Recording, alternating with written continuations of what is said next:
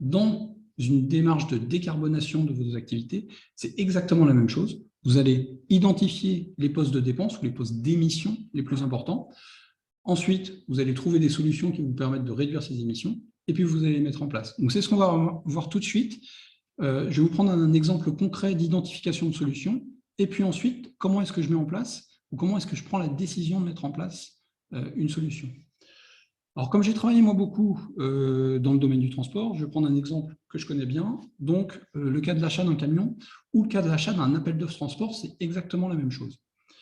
Si on imagine que vous avez aujourd'hui un camion diesel qui est un porteur 26 tonnes, qui roule 100 000 km sur une année, par exemple, et qui consomme 32 litres au 100, il va émettre sur cette année, donc sur ces 100 000 km, 115 tonnes de CO2. C'est la barre la plus à gauche que vous avez, la barre grise, gris foncé.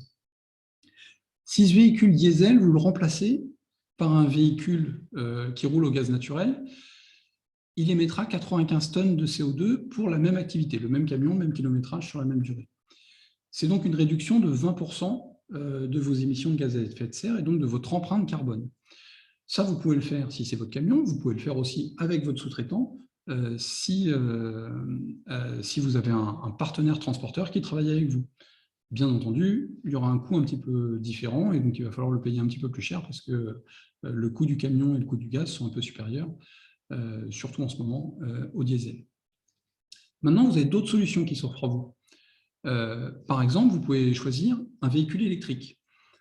Alors là, vous avez 3 exemples d'électricité. En bleu foncé, vous voyez que vous avez un véhicule électrique sur le mix électrique européen. Dans ce cas-là, donc le véhicule va émettre 67 tonnes. Vous avez, en bleu un peu plus clair, un peu plus loin, le mix électrique français. 31 tonnes d'émissions, toujours pour mon utilisation de 100 000 km à l'année de mon porteur 26 tonnes. Et puis sur un mix électrique fictif, où l'électricité serait purement émise par serait purement produite par des ENR, donc du photovoltaïque, du solaire, de l'éolien, excusez-moi, ou de l'hydraulique. Alors, je vais m'arrêter un petit peu là-dessus parce que là, il y a plusieurs notions. La première notion, c'est pourquoi est-ce qu'un camion électrique émet du CO2? Alors, il n'en émet pas. Il n'y a pas de taux d'échappement sur un camion électrique, pas plus que sur une voiture électrique. Par contre, on va s'intéresser à ce qu'on appelle l'analyse en cycle de vie, ou on appelle ça aussi du puits à la roue, assez spécifique au camion comme expression. Mais donc, l'analyse en cycle de vie est sans doute quelque chose dont vous avez entendu parler. Dans l'analyse en cycle de vie, on va prendre les émissions. Alors là, je vous parle d'un camion, ça pourrait être d'une machine, ça pourrait être d'un rasoir électrique, encore une fois, ou d'une cafetière. Il y a les émissions liées à l'utilisation du matériel. Mon camion électrique, il y a 0 émission parce qu'il n'y a pas de gaz à effet de serre qui sortent d'un camion électrique. Donc là, c'est 0. Il y a les émissions qui sont liées à la fabrication de ma machine, de mon rasoir ou de mon camion. Là, en l'occurrence, si je prends le cas d'un Renault Trucks qui est fabriqué en France, un MAN qui est fabriqué en Allemagne ou un Volvo qui est fabriqué en Suède ou en Belgique, les émissions seront les mêmes pour tous les pays. Donc, pourquoi est-ce que ça change?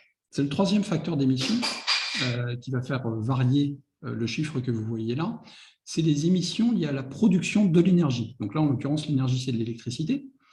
Et donc, cette électricité, en fonction de si elle a été produite par des ENR, si elle a été produite en France, avec le mix énergétique français, ou en Allemagne ou en Pologne, avec un mix énergétique bien différent, les émissions seront différentes. Donc là, ce que vous voyez, et ce qu'on va analyser dans une stratégie de décarbonation, c'est l'analyse en cycle de vie des matériels qu'on va sélectionner. Alors, matériel, les camions, des matières premières, des investissements, des machines, de la photocopieuse, et ainsi de suite. On va s'intéresser à leur analyse en cycle de vie, donc la production du matériel, l'émission du matériel au moment de son utilisation et les émissions qui sont liées à l'énergie que nécessite ce matériel. Donc c'est pour ça que vous avez trois cases électricité avec 3 niveaux. Donc vous voyez, je reprends mon exemple. Si je passais mon camion du diesel au GNV, au gaz naturel, je gagnais 20%. Si je le passe en électricité, en moyenne en Europe, je vais à peu près diviser par 2 mes émissions. En France, je vais les diviser plutôt par 4. Si mon camion, je le passe au baissant, à ce moment-là, je réduis de moitié à peu près mes émissions de gaz à effet de serre. Donc là, on commence à être sur une réduction qui est très conséquente, hein, réduire de moitié les émissions Alors, encore une fois, là, je vous prends l'exemple d'un camion, mais ça peut être une machine, ça peut être un intrant, donc une matière première. Ça commence à parler. Ensuite, il y a le cas de l'hydrogène. Alors, je vais m'arrêter aussi un petit peu sur le cas de l'hydrogène. L'hydrogène, attention, je vous ai pris ici le cas d'un hydrogène vert, donc un hydrogène qui serait produit par des énergies renouvelables, donc, par exemple un électrolyseur qui est connecté à des éoliennes ou à des panneaux photovoltaïques, ou d'autres systèmes qui peuvent être la thermolyse de biomasse, la photopyrolyse de biomasse, qui permettent aussi de produire de l'hydrogène vert. Si je vous avais mis l'hydrogène gris, c'est 95% de l'hydrogène produit aujourd'hui. À ce moment-là, on aurait une barre, donc l'hydrogène gris, c'est l'hydrogène qui provient de vapocraquage de méthane. Je ne vais pas rentrer dans le détail du processus, mais donc retenez bien que c'est 95% de l'hydrogène à l'heure actuelle. À ce moment-là, on aurait une barre qui serait plus importante que la barre diesel, et donc là, vous ne seriez pas en train de décarboner, mais en train de carboner encore plus. Vous seriez en train d'émettre beaucoup plus de gaz à effet de serre. Donc attention, si vous avez un projet qui inclut de l'hydrogène, à bien vous intéresser de quel hydrogène il s'agit et quel est le poids de cet hydrogène, enfin quel est le niveau d'émission de gaz à effet de serre de cet hydrogène. Donc l'hydrogène vert, vous voyez qu'on est à peu près sur une division par un peu plus que 2, on va être à peu près à une division par 3 des émissions de gaz à effet de serre.